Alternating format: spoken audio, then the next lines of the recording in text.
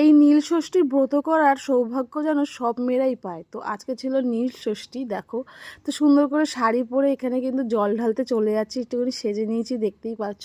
তো এখানে মাও তো এখানে ব্রত করেছে, তো সেখানে মানে উপোস করেছে। তো মা কিন্তু একবারে পুকুর থেকে স্নান করে একবারে ডিরেক্ট জল ঢালবে, আর আমি তো বাড়ির থেকে স্নান করে ঘরের পুজো দিয়েই এসেছি।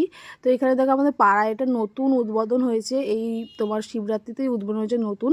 তো এখানে জল রয়েছে, সত্যি বলতে গঙ্গা যাওয়া সম্ভব নয়, আমি জানি প্রচণ্ড ভিড় হবে, কারণ এর আগেই যেদিনকে শিবরাত্রি ছিল গঙ্গায় গেছিলাম, এত ভিড় ছিল। তো আজকে তো নীল ষষ্ঠী, সবাই ম্যাক্সিমাম লোক যাওয়ার চেষ্টা করবে, তার জন্য একদমই কিন্তু চান্স নিইনি গঙ্গা যাওয়ার। কিন্তু প্রথমে ভেবেছিলাম যাব, হয়তো ননটাই ভবিষ্যতে বড় হলে আমি একা যেতে পারি, কিন্তু ননটাইকে নিয়ে টিয়ে যাওয়ার কথা ভাবতেই পারি না।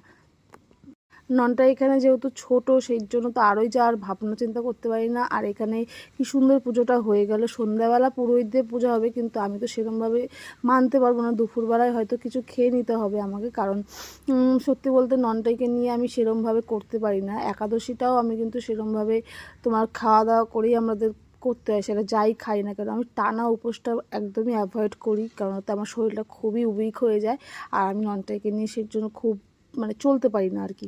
তো এখানে দেখো সুন্দরভাবে পুজোটা দিয়ে দিলাম, খুব ফাঁকায় ফাঁকায় খুব সুন্দর পুজো হলো, খুব সুন্দর আমার ভিডিও হলো, তো আমার ভালোই লাগলো।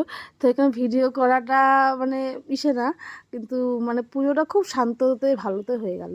তো এখানে সুন্দর করে ঘন্টাও বাজিয়ে দিলাম, আর ঘন্টা বাজানোরও কিন্তু একটা বেশ কারণ আছে। সবাই যারা যাবা মন্দিরে তারা কিন্তু অবশ্যই একটু ঘন্টা 5 মিনিট ঘন্টা বাজাবে, 5 মিনিট না হলেও 2-1 মিনিট।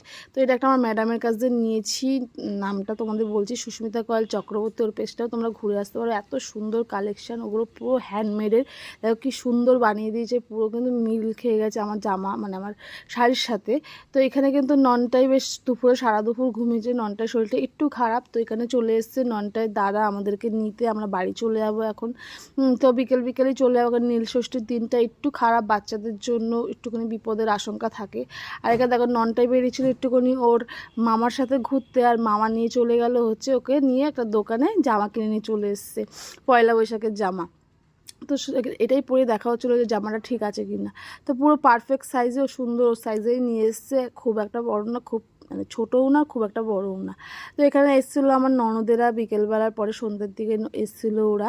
তো এখানে দেখো দিদিভাইয়ের সাথে খেলছে, ফটো তুলছে, খুব মজা করছে ও। তারপরে তো এটা চমক আমাদের কাছে, প্রথম ও হঠাৎ করে দিয়ে কি রুটি বেলা শুরু করেছে, কারণটা কি জানি না, কাকে দেখেছো, নিজের থেকেই দেখছি এরকম করে রুটি বেলছে। তো প্রথমে তো আটা দেওয়া ছিল না, পরে কিন্তু একটু করে সামান্য আটা দিয়েছিলাম, তাতে কিন্তু ও সুন্দর করে রুটি বেলছে। আর এদিকে যেহেতু টিভিটা চালিয়ে দেওয়া হয়েছে, এদিকে মনোযোগটা